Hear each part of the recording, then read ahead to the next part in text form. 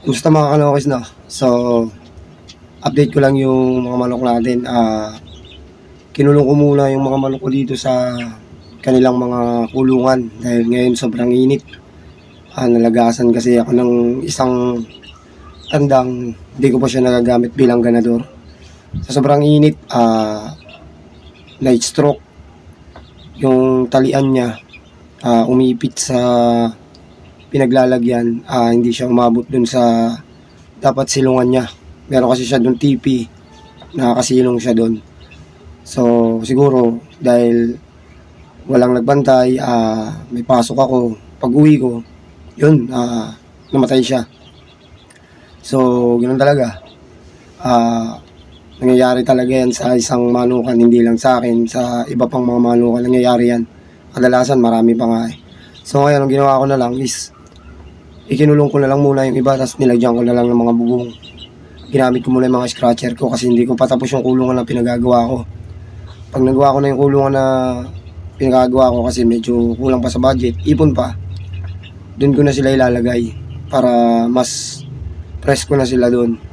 Kung madadagdagan pa yun, siguro ihahaba ko pa para may mga darating pa kasi akong mga sisiw ulit.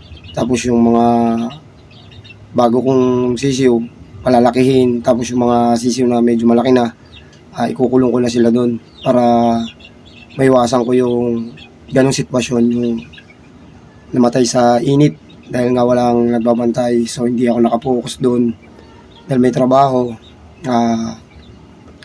Ganun na nangyari. So pag napagawa ko yung kulungan, so kahit hindi ko sila mabantayan, malilom kasi napapakain ko naman sila sa umaga at hapon. Yun lang talaga kasi dahil sa nakatali, hindi siya nakita. O kung may kasama naman ako sa bahay pero hindi naman siya napansin kasi busy rin. So yung pag-uwi ko lang, doon lang, namatay na siya. So ganun talaga. Siguro sa susunod hindi na mangyayari yon dahil isi-separate ko na yung paglalagyan ko sa kanila. Sana magkaroon ako ng budget para mapagawa ko yung kulungan na pinagawa ko na itong nakaraang araw. So ayan yung mga sisiyo ko, makikita nyo sa screen. Kinulong ko muna sila, yung mga inahin ko, may mga nag-iitlog din dyan. Yung dalawang inahin nag-iitlog yun, bali yung isa kasi doon itlog ng SBR ko yun, pinalimliman ko. Tapos yung kabila, sa gold na may lahi yung pumpkin eh. Tapos itong mga sisiw ko na una kong papisa, bali yan na, malalaki na sila no. Magana pa rin silang kumain. Yun din mga ginamot ko, magaling na. Ang problema, yung iba na sisiw, nakain sila ng pusa kasi biglang nakalabas sila dun sa malaking kulungan na ipinaglipatan ko. Binalik ulit sila sa dati nilang kulungan kasi medyo maliit pa, kasya pa pala sila sa labas. Sa kulungan, kasya pa pala sila, nakakalabas pa pala sila. So hindi ko napansin kasi nga nasa trabaho. Nakalabas din yung ibang sisiw na yun. 5 na lang yung natira sa kanila. Bali siyam sila noon eh. Nakain yung 4, isang babae, 3 lalaki. Sayang. Pero ganoon talaga. Ganun pa man is meron pa naman tayong mga parating na sisiw. Siguro sa susunod, pag naayos na yung kulungan ko, makita naman nila na makita nyo naman na maayos na yung backyard ko dito kasi medyo maliit lang yung space. Kaya pinagkakasya ko yung mga sisiw. Kung hindi na talaga kaya, mag-aawat muna ako sa breeding. Kailangan mag-out muna kung maganda yung kinalabasan ng tawag dito yung pagbe-breed ko, tsaka yung pwesto, tsaka yung mga manok na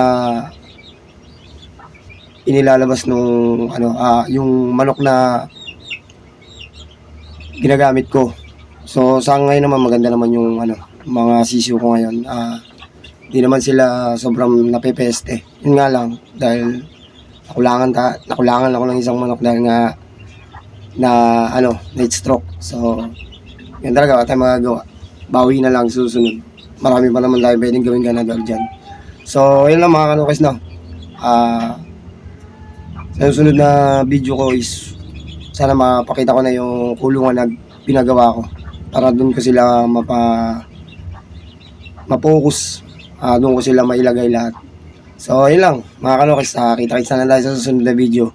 Sa ngayon is ayun pa lang, inano pa lang natin yung kulungan, baga scratcher lang tsaka yung mga kulungan kong ginagamit.